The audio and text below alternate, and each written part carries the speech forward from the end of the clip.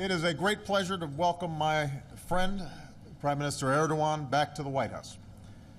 This visit is also another opportunity for me to return the extraordinary hospitality that the Prime Minister and the Turkish people showed me on my visit to Turkey 4 years ago, and that included my visit to the Prime Minister's beautiful hometown of Istanbul. This visit reflects the importance that the United States places on our relationship with our ally Turkey, and I value so much the partnership that I've been able to develop with Prime Minister Erdogan. Today we discussed the many areas in which our countries cooperate, including Afghanistan, where our troops serve bravely together, the G20, where we promote our shared prosperity, and Iran, where we agree it is critical that we do not see that country acquire a nuclear weapon and potentially trigger an arms race throughout the region. Given our shared interest in peace, I want to note the Prime Minister's efforts to normalize relations with Israel. This will benefit both the Turkish and Israeli people and can also help us make progress on a two-state solution, including an independent Palestinian state. Today we focused on three areas that I want to highlight. First, we agreed to keep expanding trade and investment. Over the past 4 years, our trade has surged, and U.S. exports to Turkey have more than doubled. As the United States pursues a new trade and investment partnership with the EU, I want to make sure that we also keep deepening our economic ties with Turkey. So we're creating a new high-level committee that will focus on increasing trade and investment between our two countries and will help fuel Turkish innovation. And the progress that Turkey's economy has made over the last several years, I think, has been remarkable, and the Prime Minister deserves much credit for some of the reforms that are already taking place. Second, as NATO allies, we're reaffirming our solemn commitment to our mutual security. Mr. Prime Minister, on behalf of the American people, I want to express our condolences to the Turkish people and the victims of the outrageous bombings that took place in Reyhanlı. As always, the United States stands with you as you defend your nation against terrorism. We want to thank you for the cooperation that you've provided us in threats against the United States. And I want to take this opportunity to commend you and the Turkish people for your courage in seeking an historic and peaceful resolution of the PKK violence that has plagued Turkey for so long. And just as the United States has stood with you in your long search for security, we will support efforts in Turkey to uphold the rule of law and good governance and human rights for all. Finally, we spend a great deal of time on an issue that has racked the region, the issue of Syria. Under the Prime Minister's leadership, the Turkish people have shown extraordinary generosity to the Syrians who have found refuge in Turkey. And I know this is a heavy burden. I've made it clear again today that the United States is going to keep on helping countries in the region, including Turkey, shoulder this burden, doing our part as a major donor of humanitarian aid to the Syrian people, including those refugees in Turkey. And we're going to keep working with our Turkish partners to deliver the food, shelter, and medicine that's needed to save lives. At the same time, we're going to keep increasing the pressure on the Assad regime and working with the Syrian opposition. The Prime Minister has been at the forefront of the international effort to push for a transition to a democratic Syria without Bashar Assad. And Turkey is going to play an important role as we bring representatives of the regime and opposition together in the coming weeks. We both agree that Assad needs to go. He needs to transfer power to a transitional body. That is the only way that we're going to resolve this crisis. And we're going to keep working for a Syria that is free from Assad's tyranny, that is intact and inclusive of all ethnic and religious groups, and that's a source of stability, not extremism, because it's in the profound interests of all our nations, especially Turkey. So again, Mr. Prime Minister, I want to thank you for being here and for being such a strong ally and partner in the region and around the world. I know that Michelle appreciates the opportunity to host Mrs. Erdogan and your two wonderful daughters this morning. I'm looking forward to our dinner tonight, and as always, among the topics where I appreciate your advice is close to our hearts, and that's how to raise our daughters well. You're a little ahead of me in terms of their ages. With the Prime Minister's permission, I want to make one other point. There's been intense discussion in Congress lately around the attacks in Benghazi. We lost 4 brave Americans, patriots who accepted the risks that come with service because they know that their contributions are vital to our national interests and national security. I am intent on making sure that we do everything we can to prevent another tragedy like this from happening. But that means we owe it to them and all who serve to do everything in our power to protect our personnel serving overseas. That's why, at my direction, we've been taking a series of steps that were recommended by the review board after the incident. We're continuing to review our security at high-threat diplomatic posts, including the size and nature of our presence, improving training for those headed to dangerous posts, increasing intelligence and warning capabilities, and I've directed the Defense Department to ensure that our military can respond lightning quick in times of crisis. But we're not going to be able to do this alone. We're going to need Congress as a partner. So I've been in discussions, and my team has been in discussions with both Democrats and Republicans, and I'm calling on Congress to work with us to support and fully fund our budget request to improve the security of our embassies around the world. We also need Congress to work with us to provide the resources and new authorities so we can fully implement all of the recommendations of the Accountability Review Board. And we're going to need Congress's help in terms of increasing the number of our Marine Corps Guard who protect our embassies. So I want to say to members of Congress in both parties, we need to come together and truly honor the sacrifice of those 4 courageous Americans and better secure our diplomatic posts around the world. And I should add, by the way, that we're getting some help from the Turkish government on some of these issues. That's how we learn the lessons of Benghazi. That's how we keep faith with the men and women who we send overseas to represent America, and that's what I will stay focused on as Commander-in-Chief. So with that, Mr. Prime Minister, welcome to the United States. I'm sorry the weather is not fully cooperating with our lovely Rose Garden press conference, but I think we'll be okay. Thank you. Mr. President, distinguished members of the press, ladies and gentlemen,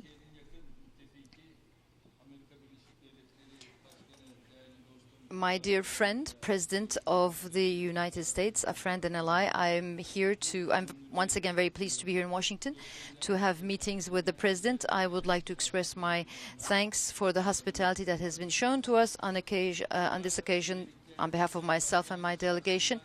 In the President's person, I would like to express our condolences for the terror attack that took place in Boston. We express our condolences to the American people. We are a country which has been fighting against terrorism for many years. We have lost many lives in that fight against terrorism, and so we very well understand the feelings and sentiments of the American people in face of such an event. As Turkey and the United States, we are both determined to continue to fight jointly against terrorism. My dear friends, Turkey and the United States have many issues that cover the Middle East, to the Balkans, to Central Asia, to other areas, including issues such as energy, security of supply, and many other issues. And in all these areas and on all these issues, we display a very strong cooperation. And in our meetings with President Obama today, we talked about relations between Turkey and the United States and also about some topical issues which remain on both of our agendas. We had an opportunity to exchange views on regional and global issues, and our exchange of views and opinions will continue throughout the day with other meetings that will take place during the rest of the day. I am here with close to 100 business people, and they are holding meetings with their counterparts in the United States, and they will continue to talk and meet with their counterparts this afternoon as well. Bilateral economic relations between Turkey and the United States have to be improved, and we both have this aim. 10 years ago, our trade stood at $8 billion. At the moment, trade stands at $20 billion, but this amount is still not sufficient. We have to increase the amount of trade between our two countries. Bilateral economic and trade relations between Turkey and the United States will continue to develop, and as we carry forward with these efforts, we need to strengthen this relationship with free trade agreements and other agreements. And I can tell you that as leaders of our nations, we have the will to continue to develop our economic relations. In our discussions that pertain to regional issues, Syria was at the top of our agenda.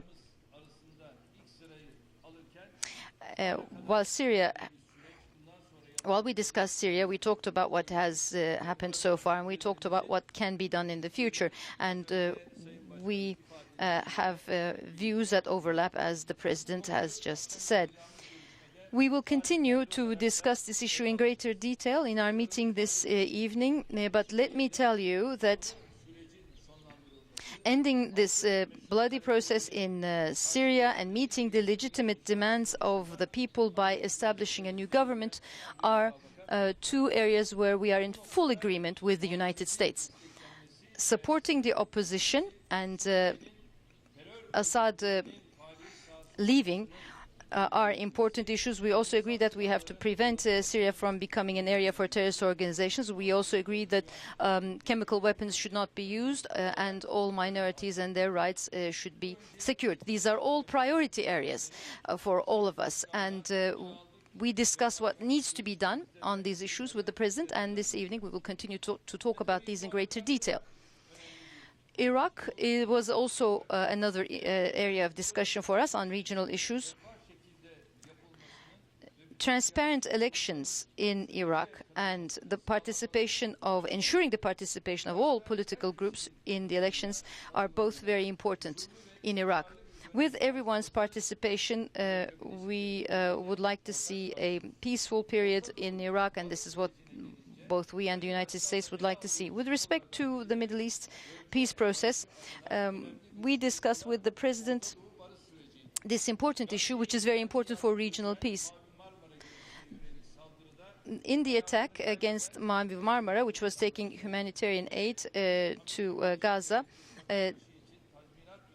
Turkish citizens and one Turkish-American citizen were killed, and as you know, we are working with the Israeli government for compensation for those who lost their lives. And the visit that I will pay to Gaza will contribute to peace in Gaza and to unity in Palestine, in my opinion.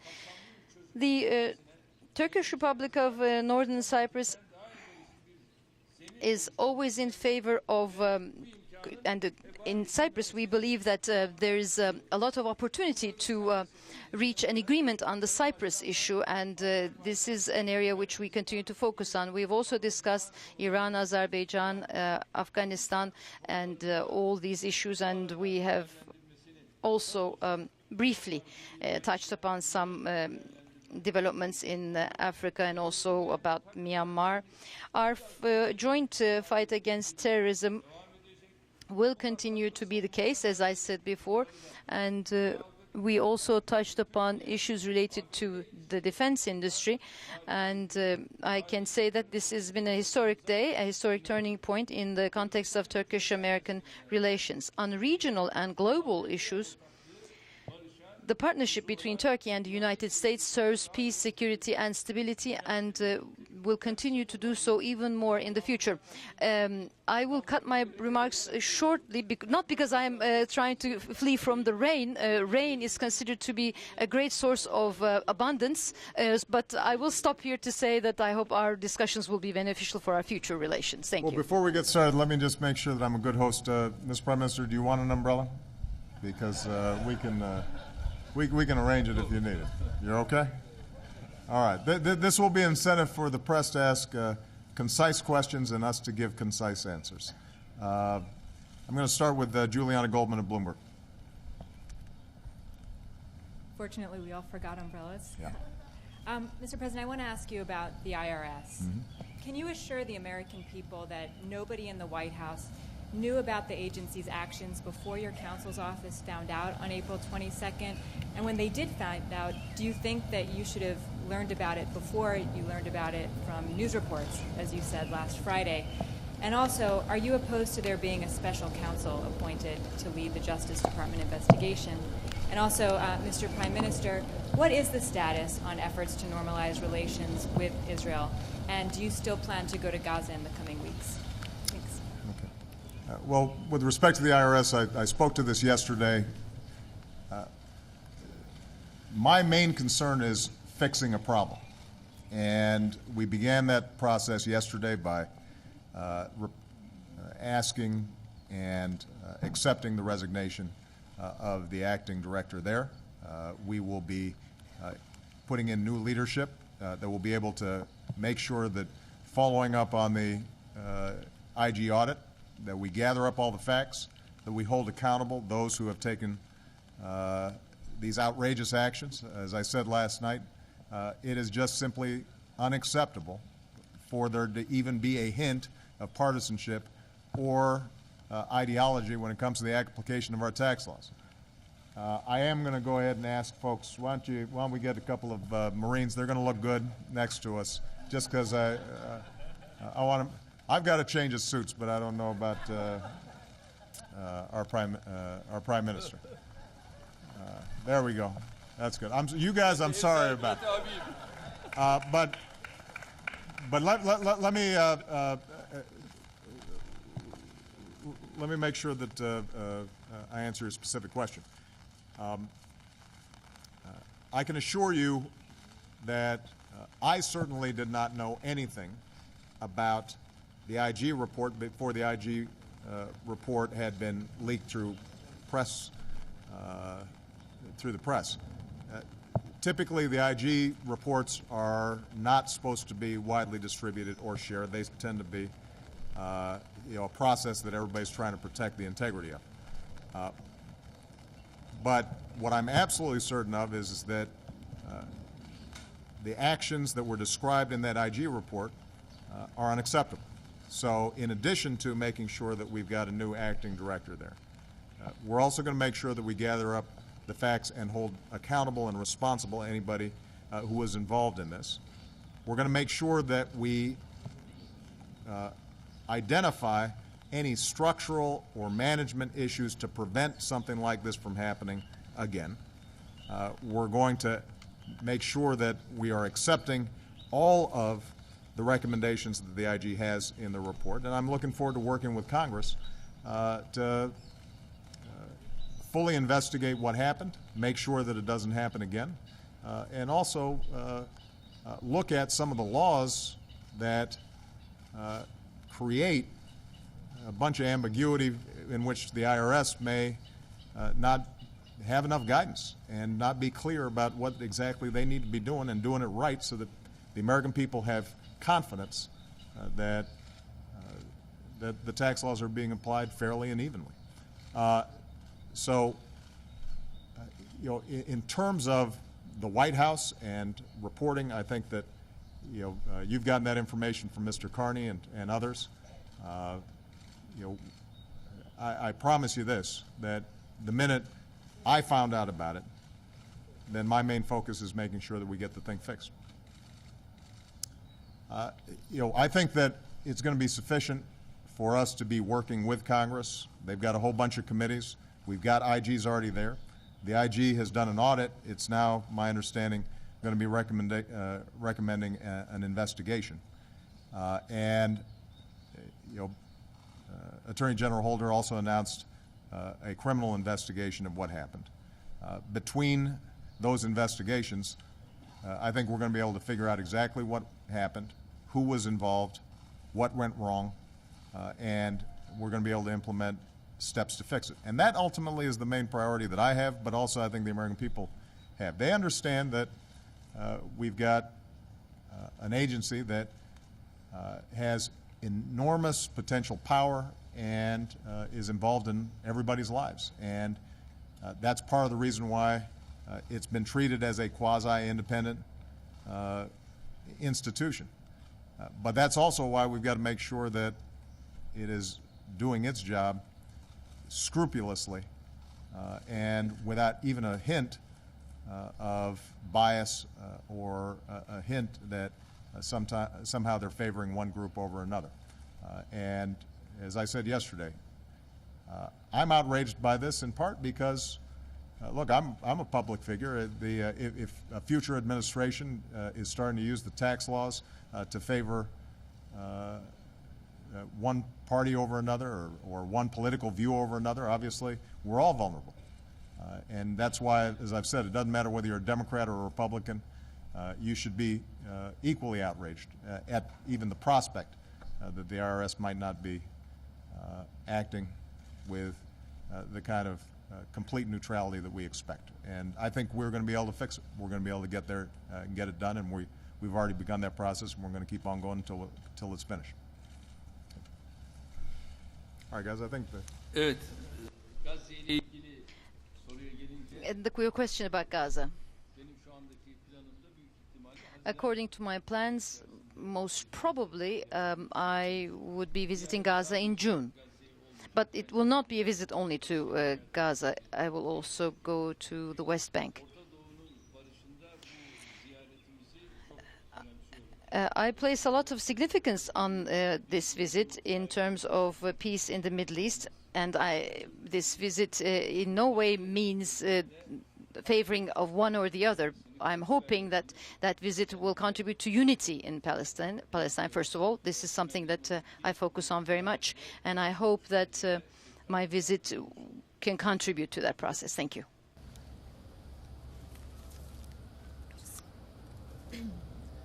Aysun Turun Habertürk Televizyonu. Efendim öncelikle Aysun Turk from Habertürk. My first question to you, Prime Minister.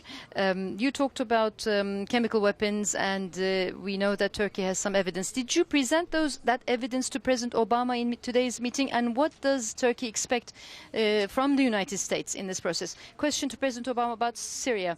You had said earlier that chemical weapons would be your red line in Syria. Do you believe that at this point in time Syria has overgone the red line, and you said that Assad should go? Will the US take more initiative to see Assad go in the future? öncelikle Let me first of all say that chemical weapons and missiles, rockets, all that have been fired, all that information is shared between the relevant bodies within our administrations, and it's not just Turkey and the United States. For example, the United Kingdom and all others have that those documents, that information, because we share information. And the UN Security Council, all the other relevant authorities will also receive that information in the proper time, so that more information is provided to the public. So we will continue to work in this way. Well, as the Prime Minister indicated, our militaries, our intelligence and diplomatic personnel are constantly sharing information. And I've said in the past, we have seen evidence of the use of chemical weapons inside of Syria. It is important for us to make sure that we're able to get more specific information about what exactly is happening there. But separate and apart from the chemical weapons, we know that tens of thousands of people are being killed with artillery and mortars, and that the humanitarian crisis and the slaughter that's taking place by itself is sufficient to prompt strong international action. And that's why the Prime Minister and I spoke extensively about the steps we're taking on humanitarian efforts, the steps that we're taking to strengthen the opposition politically so that it is inclusive and representative of all the people inside of Syria, the steps that we need to take to continue to strengthen the capacity of the Syrian opposition that are on the ground fighting to protect themselves from the Assad regime, and that we continue to try to mobilize the entire international community to put more and more pressure on Assad so that he recognizes that he is no longer legitimate and that he needs to go, and that we are able to move to a political transition in which The institutions inside of Syria are still functioning, but we have a representative, multi-ethnic, multi-religious body that can bring about democracy and peace inside of Syria. With respect to what I've said in the past around red lines, what I've said is that the use of chemical weapons are something that the civilized world has recognized should be out of bounds. And as we gather more evidence and work together, my intention is to make sure that we're presenting everything that we know to the international community as an additional reason, an additional mechanism for the international community to put all the pressure that they can on the Assad regime and to work with the opposition to bring about that political transition. Now, there are a whole range of options that the United States is already engaged in, and I preserve the options of taking additional steps, both diplomatic and military, because those chemical weapons inside of Syria also threaten our security over the long term, as well as our allies and friends and neighbors. But this is also an international problem, and it's very much my hope to continue to work with all the various parties involved, including Turkey, to find a solution that brings peace to Syria, stabilizes the region, stabilizes those chemical weapons, but it's not going to be something that the United States does by itself. And I don't think anybody in the region, including the Prime Minister, would think that U.S. unilateral actions in and of themselves would bring about a better outcome inside of Syria. Jeff Mason. Thank you, Mr. President. I'd like to ask you about the Justice Department. Do you believe that the seizure of phone records from Associated Press journalists this week, or before that was announced recently this week, was an overreach? And do you still have full confidence in your Attorney General? Should we interpret yesterday's renewed interest by the White House in a media shield law as a response to that? And more broadly, how do you feel about comparisons by some of your critics of this week's scandals to those that happened under the Nixon administration? Well, I'll let you guys engage in those comparisons, and you can go ahead and read the history, I think, and draw your own conclusions. My concern is making sure that if there's a problem in the government, that we fix it. That's my responsibility, and that's what we're going to do. That's true with respect to the IRS and making sure that they apply the laws the way they were intended. That's true with respect to the security of our diplomats, which is why we're going to need to work with Congress to make sure that there's adequate funding for what's necessary out there.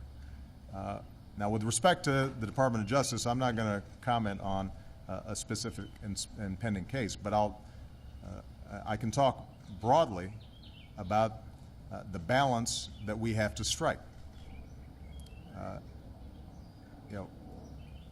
Leaks related to national security can put people at risk. They can put men and women in uniform that I've sent into the battlefield at risk. They can put some of our intelligence officers who are in various dangerous situations that are easily compromised at risk. U.S. national security is dependent on those folks being able to operate with confidence that folks back home have their backs. So they're not just left out there high and dry and potentially put in even more danger than they may already be. And so I make no apologies, and I don't think the American people would expect me as Commander-in-Chief not to be concerned about information that might compromise their missions or might get them killed. Now, the flip side of it is we also live in a democracy where a free press, free expression, and the open flow of information helps hold me accountable, helps hold our government accountable, and helps our democracy function. The whole reason I got involved in politics is because I believe so deeply in that democracy and that process.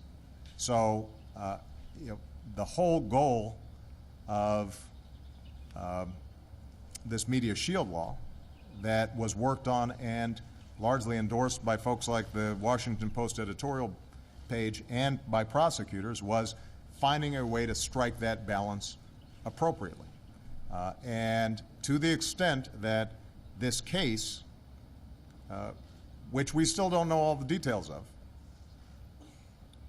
to the extent that this case has prompted renewed interest about how do we strike that balance properly, then I think now's the time for us to go ahead and revisit that legislation.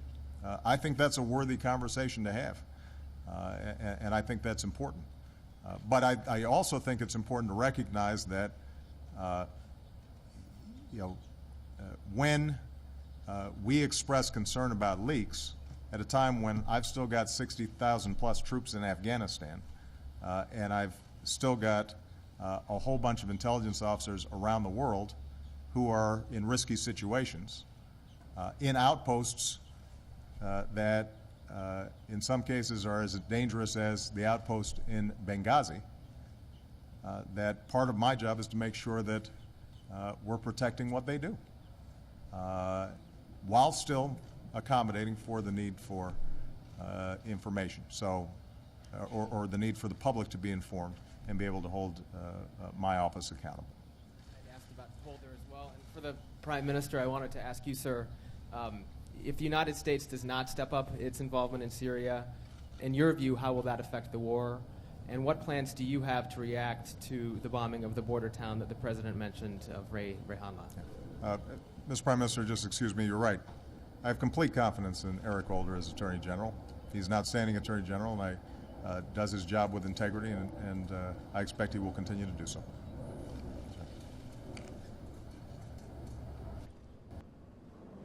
Tabii şu anda siz bardağın boş tarafını gösteriyorsunuz. You are talking about the part of the glass which is empty. I'd like to look at things with the glass half full instead of half empty.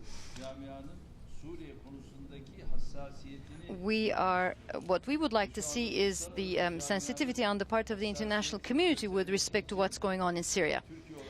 And this is what we as Turkey are striving for, and I do believe that the United States is doing the same. And other countries, the United Nations Security Council, the Arab League, tüm bunların dışında olduğu halde buna hassasiyet gösteren and other countries, though not part of these structures, are still sensitive to what is going on in Syria. Our aim is to accelerate this process, and I will be visiting other countries. My foreign minister will be visiting other countries just to see how we can speed things up in a way which will prevent the death of more people, and in a way which will ensure a transition to a democratic system in Syria. Our goal is to see the tyranny, the dictatorship go away in Syria and to be replaced with democracy. And I think this is a collective responsibility on the part of all countries that believe in democracy. And this is what we will all continue to do. My name is Selim Atalay. I'm with Turkish NTV Television. Mr. President, my first question is to you. You mentioned that Assad should go. And the question is how and when? Is there a rough timetable? And, for instance, shall we be talking about the Syrian tragedy next year, this time? What's the idea? And, Sayın Başbakanım, Ankara... Mr. Prime Minister, before your departure from Ankara, you stated that you had expectations from this visit and that you have some expectations. What is your general observation about this visit? We would have preferred Assad go 2 years ago, last year, 6 months ago, 2 months ago. And there has been consistency on the part of my administration that Assad lost legitimacy when he started firing on his own people and killing his own people who initially were protesting peacefully for a greater voice in their country's affairs. And obviously that's escalated during the course of time. So the answer is the sooner the better. In terms of the question, how, I think we've already discussed that. There's no magic formula for dealing with a extraordinarily violent and difficult situation like Syria's. If there was, I think the Prime Minister and I would have already acted on it, and it would already be finished. And instead, what we have to do is apply steady international pressure, strengthen the opposition. I do think that the prospect of talks in Geneva involving the Russians and representatives about a serious political transition that all the parties can buy into may yield results, but in the meantime, we're going to continue to make sure that we're helping the opposition and obviously dealing with the humanitarian situation, and we'll do so in close consultation with Turkey, which obviously is deeply invested in this and with whom we've got an outstanding relationship with. Çok teşekkür ediyorum. Thank you very much. As you know, we will be meeting again this evening, so we'll have time to go in further detail.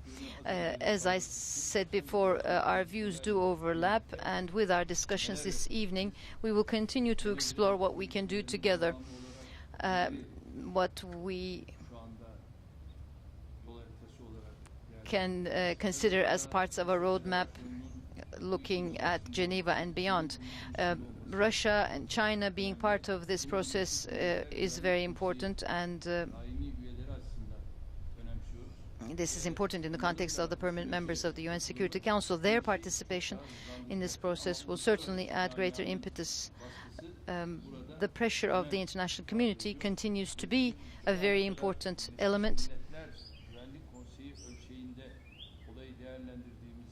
And when we look at the humanitarian support that we have provided so far, we see that support equaling to more than $1.5 billion. And we continue to keep an open door policy, and we will continue to do this because we have a border which is 910 kilometers in length with Syria. We have there are relatives across the border on each side. So we will continue these efforts.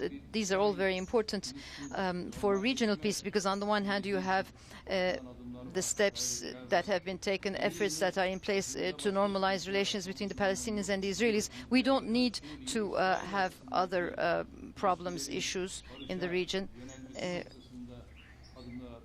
We had, as you know, taken steps to bring Syria and Israel together to solve their problems. We had 5 rounds of discussions, but unfortunately they came to an end. But I hope that all the steps that we take in the future with respect to regional peace will yield results, and we can work together with the United States with determination to achieve peace in the region. Thank you.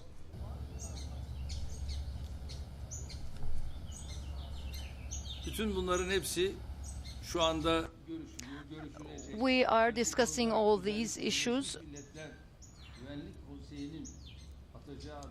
The step to be taken by the UN Security Council and the Geneva process are important. We will continue to assess that between us. Thank you. Thank you, everybody. Thank you. Thank you, guys.